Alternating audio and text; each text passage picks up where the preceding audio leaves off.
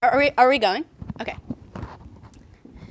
Hey, welcome back to Columbia Daily Spectator Podcast. It is the first Monday of the month, so you know what that means, Lions.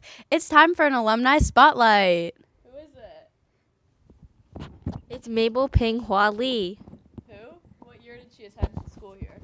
She attended Barnard in 1912 when she was 16 years old, and she attended Columbia for her doctorate degree in 1917.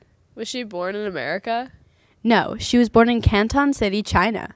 So how did she get over to Columbia? Mabel first won the Boxer Indemnity Scholarship where she was living in China, which granted her a U.S. visa. This caused her and her family to move to New York City's Chinatown. What did she do while she was at school here? At only 16 years old, she was already a known figure in New York's suffrage movement.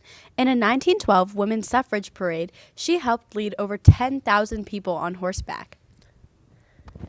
At Barnard, she joined the Chinese Student Association and wrote feminist essays for the Chinese Student Monthly, like her May 1914 essay, The Meaning of Woman Suffrage, that argued that suffrage for women was necessary for a successful democracy.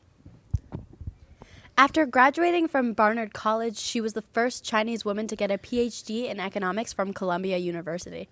How did she gain fame in New York? The New York Tribune and the New York Times wrote articles about Lee's teenage activism and involvement in the women's rights movement, making her a very popular figure. I recall learning about the Chinese Exclusion Act. How did that set Lee apart from American women?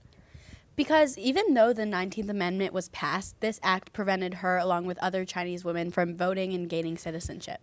Oh, I see. So she never received the fruits of her labor. That is ironic.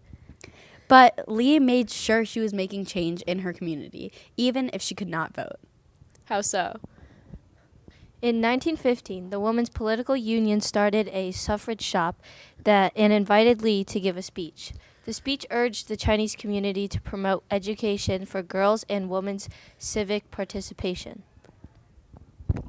She used her education from Columbia to continue to push for change, even though the change was not happening to her at the moment.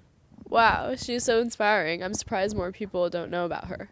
Yeah, many historical narratives overlook diverse women, but recently, more people have been recognizing Mabel and other contributions to major movements during the Progressive Age.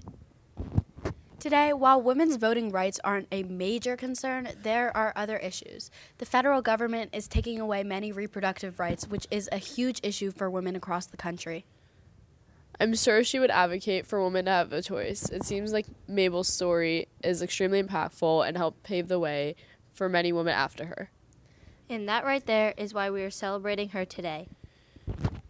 All right, everyone. Thanks for tuning in. Make sure you listen to our next segment coming in a week from today on dealing with the stress of courses.